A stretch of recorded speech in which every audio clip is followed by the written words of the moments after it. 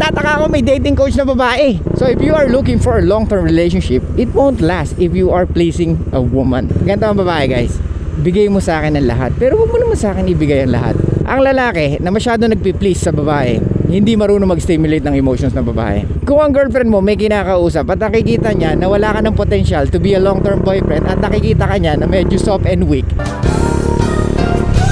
Hey, what's up guys? It's your boy, Sublado Moto. Okay, for today's vlog, let's talk about ang nag-comment sa ating comment section. So ang tanong niya is 6 years daw sila ng kanyang girlfriend. However, nag-break sila. In 2 months time, meron ng boyfriend si girl. What? So ang tanong niya is, mahal daw kaya ni girl yung guy? Alam ko na ibig niya sabihin eh. So iniisip mo ba kung rebound ba yung lalaki? Well, kung 2 months pa lang pinagpalit ka na or meron ng boyfriend, ibig sabihin during your relationship with her, she's already talking to that guy. Okay? What? The only time na magiging rebound ang isang tao is yung talagang if totally nasaktan. Ayan, wala tuloy tayo. So yun, usually mga nagre-rebound is yung talagang hindi makayanan yung pain. Kailangan ko ng papalit, kailangan ko ng someone I can turn to, blah blah blah. So it's a matter of survival, di ba? So usually, like I said, monkey branching, bro. So yan ang nangyari sa'yo. She monkey branch. So sabi ko sa'yo, di ba? Hindi oh shoot. Damn son, nangyari. So, monkey branching, explain muna natin yon. Monkey branching, di ba ang unggoy, hindi siya kaagad lilipat sa kabilang sanga kung alam niya na hindi matibay yung hinahawakan niya. Tama? So, monkey branching, ibig sabihin kung ikaw, Brad, kung ang girlfriend mo may kinakausap at nakikita niya na wala ka ng potential to be a long-term boyfriend at nakikita ka niya na medyo soft and weak or nakikita ka niya na hindi mo kayang ibigay or hindi mo maibibigay ang pangarap na gusto niya para sa sarili niya, para sa pamilya niya at para sa relationship.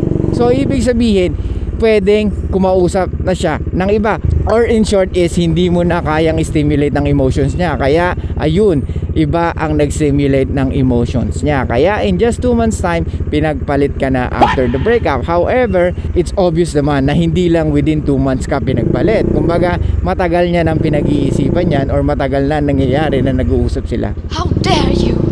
But matagal na yan, nag-uusap na sila niyan for sure. Imposible na, sige tayo na, di ba? Kung talagang may feeling sa yan, hindi agad-agad kasi respeto, di ba? Pero anyway, wala naman sa ano yun eh, wala naman sa 3-month rule, wala naman sa, alam mo yun, 2 months, 1 month. Depende how the person want to replace you right away. Or pag nakakita na talaga na mas malupit or mas nakakapag-stimulate ng emotions niya, talagang pagpapalit ka. So ang tinatanong mo sa akin, di ba kung mahal niya yun? I think so, bro. And I think it's none of your business kung sila man ng after 2 months, kung pinakilala na siya sa parents ng babae. So it's none of our business anymore. So all we need to do is accept it. Kasi wala namang ibang way eh. Kahit mag-tantrums ka dyan, kahit sumamalob mo, wala namang mangyayari eh. So isipin mo na lang kung saan yung pagkukulang mo at saan ka nagkamali, kung meron man magkakamali, or kung ano pa yung mga dapat mong i-improve. Lagi naman ganito guys eh, ang lalaki na masyado nagpi-please sa babae, hindi marunong mag-stimulate ng emotions ng babae. What? Ganito ang babae guys, bigay mo sa akin ang lahat, pero huwag mo naman sa akin ibigay ang lahat. Diba? Komplikado, diba? Ulitin ko, ganito mag-isip ang babae. I want all of you, but don't give me all of you. So kung tingin mo napapasaya mo siya sa pagbibigay o pagpi-please sa kanya, yes, oo. Pero hindi to pang long term or hindi siya pang longevity. If you're looking for a long term relationship, it won't last kung nagpi-please ka ng babae. How dare you? So if you are looking for a long term relationship, it won't last if you are pleasing a woman most of the time. Kasi ayaw na ayaw ng babae noon. They need to work it out, bro. They need to earn your attention, your feelings, your emotions. Gets mo?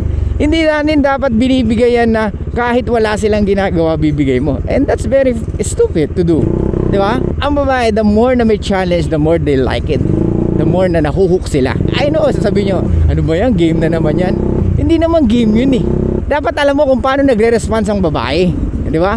Same thing, ladies, sa mga babae dyan, alam natin na you don't know how to attract guys most of the time. How Diba? dare you? Wala kayong idea. Kaya nga nagtataka ako may dating coach na babae. What?